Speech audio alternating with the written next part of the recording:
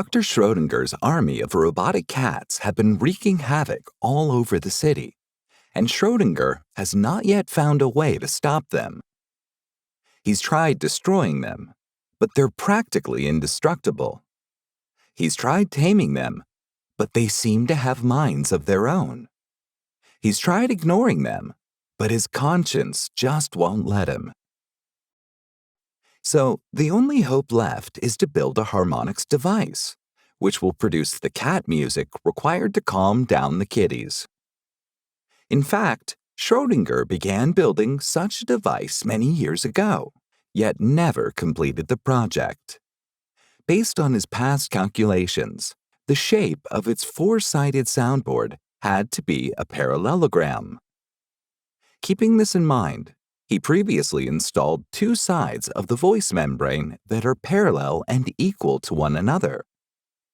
All he needs to do now is to find out whether this partial pattern can be built upon to complete the parallelogram or not.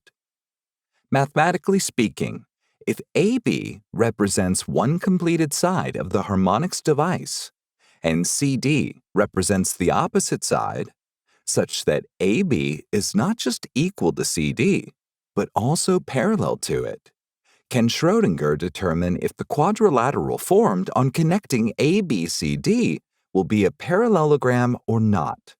If so, prove how.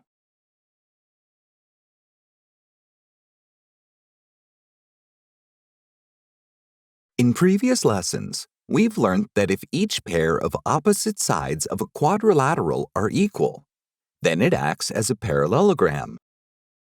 Given that line segment AB is equal to CD, we just need to prove that sides BC and AD are also equal to each other. Based on our previous knowledge, this can be achieved by proving triangle ABC congruent to triangle CDA. Once this congruence is established, line segment BC will also be congruent to its corresponding side AD. But what kind of congruence should this be?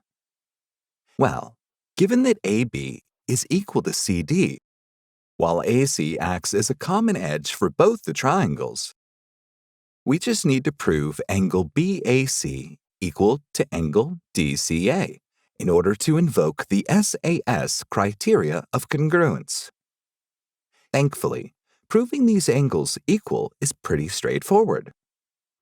Since line segment AB is given parallel to CD, and line segment AC acts as a transversal cutting across them, we can conclude that angle BAC is equal to angle DCA. This is because they form a pair of alternate interior angles.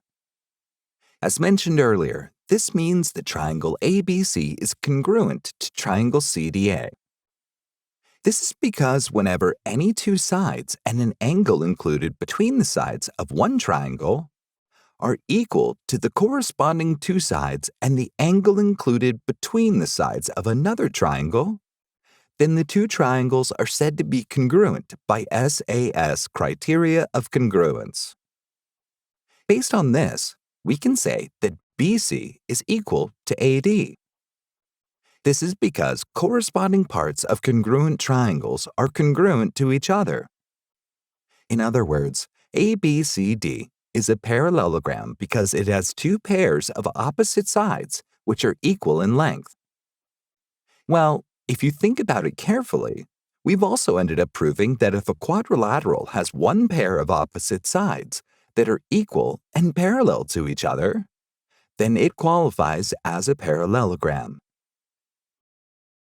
Using his parallelogram-shaped harmonics device, Dr. Schrödinger turns on the much-needed cat music that calms down the robots and ends the catastrophe. Now that the cat is back in the bag, he just needs to clean up the chaos they've made.